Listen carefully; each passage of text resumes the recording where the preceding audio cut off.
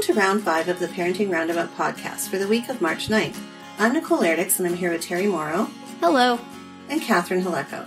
Hello. Today we're taking a break from talking and complaining and obsessing and instead shouting out other things people are doing that we think you'll find as useful or as enjoyable as we do.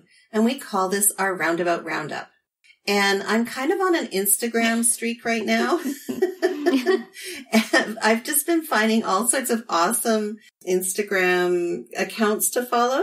And my latest one that I've been enjoying and snickering at is, it's called Fruits of Motherhood. And the lady who runs it, her actual last name is Fruit. Oh. And so it's kind of, or Fruits. So her name is Linda Fruits. Oh, that's funny. So it's a nice little spin on that. But anyway, so she mostly posts kind of like these little quotes or, sound bites or stories. And, I just think it's kind of inspiring and it makes you laugh if it pops up on your feed, they'll, just kind of, you look at it and you go, oh yeah, I can relate to that. Mm-hmm. So for example, one of them was, I've never wrestled an alligator, but I have brushed a toddler's teeth. So same. So it's really cute. She's got 2 young kids. So it's more for, for those of us that have kids at any age, we can all relate. Right. We can remember. Yeah. We've been there. We've done that. We've bought the t-shirt. So Catherine, what are you shouting out this week? So, last week, my daughter had her final competition of the year with her skating team. And the morning of the competition, she woke up with terrible pain in her back. And actually she was complaining of it before she went to bed. And then when she woke up, she's like, I couldn't sleep because it hurt so bad. And, we gave her, I gave her Advil and stuff, but, I didn't know what else to do. And luckily the team mom is a nurse practitioner. And then another parent who happens to be the sister of the team mom is an occupational therapist.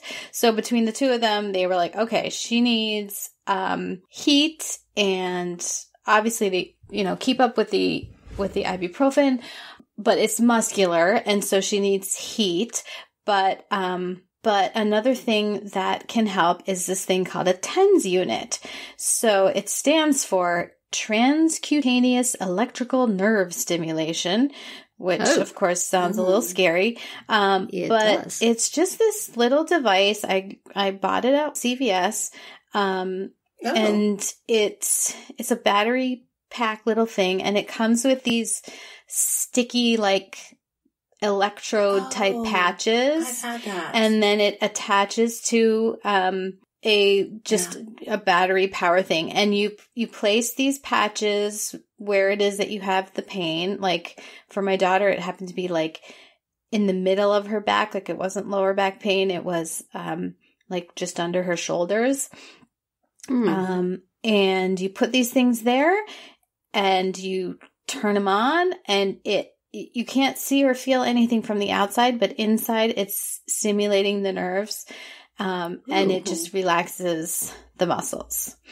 So you don't have to ingest any drugs or anything. And you just put it on there for 15 minutes, and then you can repeat, throughout the day if you need to. And it worked beautifully. It helped her so much. She was able to skate, and she was able to, do her one move that she had to do that involved her back that was really what caused the problem. So the one I bought was $60, but obviously you can reuse it many times, and you can even buy a replacement for the little patch thingies if they lose their stickiness. So it was well worth it. You can get cheaper ones too, and you can use it all over for different muscles that have different problems. So 2 thumbs up, because it really helped her out when she was feeling awful. And I'll vouch for it too. I've had it several times when I've been to my chiropractor, and it's amazing. Huh. I've never heard of that. Yeah. It's good. It was really helpful. So cool. How about you, Terry? What have you got this week? Well, The thing I'm going to shout out is a Netflix show that I did not actually watch, and yet I am being enormously entertained by it. It is called The Stranger. It is an 8-episode mystery set in England, and my husband started watching it because people at his work were talking about it. So he had a week off, and he said, "We have Netflix, right? I'm gonna watch this thing." So he starts watching it, and it was a little creepy for me, so I just put in my headphones, and I still sit on the couch and do my work, but I can kind of out of the corner of my eye, I see things, right? So, when you do that, you see a scene, you kind of make a conclusion in your head, sort of what's going on. So I saw just enough of it to kind of be curious, but not enough to really understand anything, so he finished it this morning. And so I said, "So tell me, what exactly was that all about?" And I mentioned a couple of things I had seen, and he starts trying to tell me the plot of this thing. He's talked for about half an hour before we started recording this, and we're still not halfway through it. He keeps starting to tell one of the plot threads, and then also this. Right. And then I'm trying to keep track. Okay, so there's somebody who's in the hospital. Is that the person whose mother is doing this? Oh no, that's another person.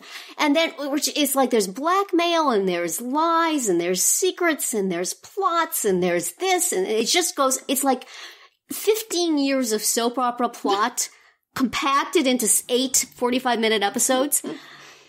I have not laughed so hard in a long time as when my husband was trying to describe to me all these plot threads. And every time he started to tell one story, then he had to go back and tell another story that fed into this story. And then I saw something when I was, you were watching, and I saw this scene. What was that? Who was that? And I had completely misinterpreted something. There were 2 actors I know who were in it, who I mixed up their characters. So then we had to go back and unpack all of that. So I don't know if I can recommend watching The Stranger, because I didn't actually watch it, but have your spouse watch it and then try to explain to you what happens.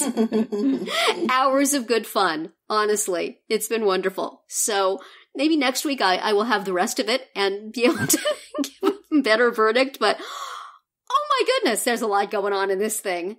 And I got none of it from watching it without the dialogue. So could be fun. If you like super, super, super twisty mysteries with British accents, check it out. Or have somebody try to explain it to you. And that will be it for another week of Parenting Roundabout. If you missed any of our earlier episodes this week, look them up on Spreaker, Apple Podcasts, or wherever you get your podcasts to hear what we have to say about beating your own parents at parenting, school grading systems, and kids' negative self-talk. You can also find all our episodes at parentingroundabout.com and talk back in the comments there, on our Facebook page, or on Twitter, where you'll find us at Roundabout Chat. And please visit our Amazon shop at amazon.com/shop/momitude, where you can find links to a lot of the things we talk about here. Have a great weekend, and see you back here on Monday.